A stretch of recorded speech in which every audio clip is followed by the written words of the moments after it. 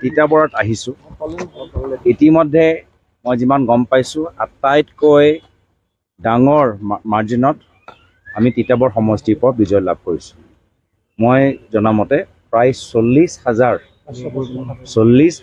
ভোটৰ ব্যৱধানৰ পৰা আমি তিতাবৰ সমষ্টিত যোৰহাট লোকসভা কংগ্ৰেছ দলৰ প্ৰাৰ্থী হিচাপে জয়লাভ কৰিছোঁ।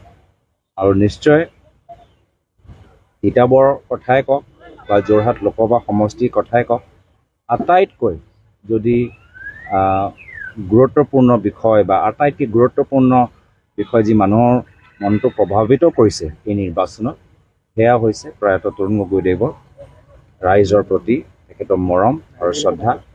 আৰু ৰাইজৰ তেখেতৰ প্ৰতি যে মৰমৰ শ্ৰদ্ধা আছে, মই ভাবোঁ আজি এই ঐতিহাসিক জিতৰ কাৰণে, বিজয়ৰ কাৰণে যদি আটাইতকৈ গুৰুত্বপূৰ্ণ যদি এটা ফেক্টৰ আছে, এয়া হৈছে অসমৰ ৰাইজৰ মাজত প্ৰয়াত তৰুণ গগৈদেৱৰ প্ৰতি সেই হৃদয়ৰ ভিতৰত সেই শ্ৰদ্ধা। এই শ্ৰদ্ধা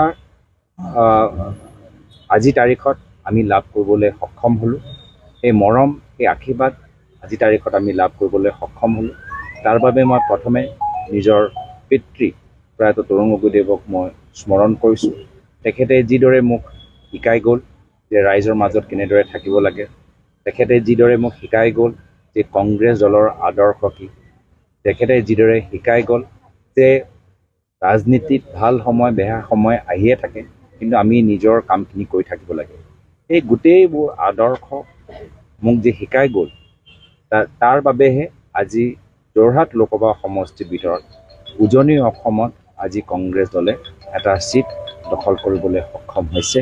মই ভাবোঁ এইটো মাত্ৰ আৰম্ভণিহে, আমাৰ এই যাত্ৰাৰ শেষ লক্ষ্য নহয়। মই নিৰ্বাচনী প্ৰচাৰৰ সময়তো মই কৈছিলোঁ যে যোৰহাটৰ পৰাই অহা বিধানসভা নিৰ্বাচনলৈকে এটা বাৰ্তা যাব। আৰু সেইটোৱে কথা আজি আকৌ মই ক'বলৈ বিচাৰিছোঁ যে আমি এই লোকসভা সমষ্টি বিজয়ৰ পিছত আমি জিৰণি নলওঁ, আমি বহি নাথাকোঁ। ইয়াৰ পৰাই আমি 2 বছৰ পিছত অহা বিধানসভা নিৰ্বাচনৰ বিজয় যাত্ৰা, ইয়াৰ পৰাই আমি এটা তৈয়াৰ কৰিবলৈ আমি আগবাঢ়ি যাম। অহা কাইলৈ মই মাজুলীলৈ গৈ আছোঁ। মই এই সময়ত আমাৰ ইণ্ডিয়া এলায়েন্স বিৰোধী ঐক্য মঞ্চ সকলোকে মই ধন্যবাদ জ্ঞাপন কৰিছোঁ। কংগ্ৰেছ দলৰ কৰ্মীখিনি, বিভিন্ন ৰাজনৈতিক দলৰ কৰ্মীখিনিক ধন্যবাদ জ্ঞাপন কৰিছোঁ।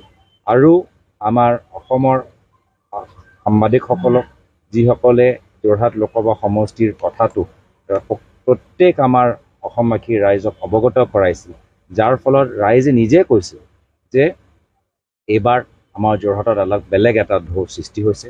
মই অসমৰ সংবাদ জগতকো মই ধন্যবাদ জ্ঞাপন কৰিছোঁ। এটা আৱেগিক সময় মোৰ বাবে, জীৱনত আটাইতকৈ জটিল নিৰ্বাচন মই এই নিৰ্বাচনত মই পাইছোঁ। আৰু বিভিন্ন ইয়াৰ আগতো বিভিন্ন ঘাত প্ৰতিঘাত নিজৰ ব্যক্তিগত জীৱনত বা নিজৰ কামত ক্ষেত্ৰত মই অনুভৱ কৰিছোঁ। কিন্তু সঁচাকৈ ক'বলগীয়া হ'লে আটাইতকৈ জটিল পৰিৱেশত মই নিজকে পাইছিলোঁ যোৱা 2 মাহত। যথেষ্ট আমাৰ প্ৰশাসন, যথেষ্ট আমাৰ এই চৰকাৰৰ হেঁচা আমি সকলোৱে অনুভৱ কৰিছোঁ। আৰু এনেকুৱা এটা পৰিৱেশত ৰাইজে ওলাই আহি আমাক সাহস দিলে, আমাক শক্তি দিলে, আমাক মৰম দিলে, আমাক আশীৰ্বাদ প্ৰদান কৰিলে। ৰাইজৰ আশীৰ্বাদৰ কাৰণেহে আজি জয়লাভ কৰা গৈছে। মই ইয়াৰ আগতেও কৈছোঁ যে জয় আমাৰ ব্যক্তিগত জয় নহয়, এই জয় এটা বিশেষ দলৰ জয় নহয়, এই জয়টো যোৰহাটৰ জয়। আৰু যোৰহাটৰ ৰাইজক মই ধন্যবাদ। মই এই মুহূৰ্তত মাত্ৰ ৰাইজৰ প্ৰতিহে কৃতজ্ঞতা অনুভৱ কৰিছোঁ। যিহেতু ৰাইজে, যোৰহাটৰ ৰাইজ মোৰ অভিভাৱক নহ'লেহেঁতেন, তো হ'ব পাৰে আপোনালোকৰ কোৱাৰ দৰে এই বিজেপি দলৰ হেঁচাত হ'ব পাৰে আমি পিছুৱাই গ'লোহেঁতেন। কিন্তু ৰাইজে মোৰ অভিভাৱক হ'ল, যোৰহাটৰ ৰাইজ মোৰ অভিভাৱক হ'ল, যাৰ ফলত তেখেতৰ মৰম মোৰ বাবে সুৰক্ষা কৱচ। আৰু যাৰ ফলত মই নিজৰ কামখিনি, দলৰ কামখিনি আমি সকলোৱে মিলি জুলি কৰিব পাৰিলোঁ। আৰু ক'ৰবাত যদি আমাৰ সাংগঠনিক দুৰ্বলতা আছিলে, যিহেতু কিছুমান আমাৰ যোৰহাটৰ মানুহবোৰ, সোণাৰী মানুহবোৰ অলপ আমাৰ দলৰ পৰা আঁতৰি বিজেপি দলক যোগদান কৰিলে, তেখেতৰ অভাৱ এদিনো আমি অনুভৱ নকৰিলোঁ, যিহেতু তেখেতৰ অনুপস্থিতিত বহুত আমাৰ অৰাজনৈতিকভাৱে মানুহবোৰ আমাৰ দলটোক সহায় কৰিলে আৰু তেখেতৰ অনুপস্থিতি এদিনো আমি অনুভৱ কৰিব নোৱাৰিলোঁ। যোৰহাটৰ ৰাইজ, বিশেষকৈ নৱপ্ৰজন্ম, মহিলাসকল, জ্যেষ্ঠসকল যিদৰে ওলাই আহি আমাক সহায় আগবঢ়ালে আৰু সেইকাৰণে এই সময়ত মই ৰাইজৰ প্ৰতি মাত্ৰ কৃতজ্ঞতাহে অনুভৱ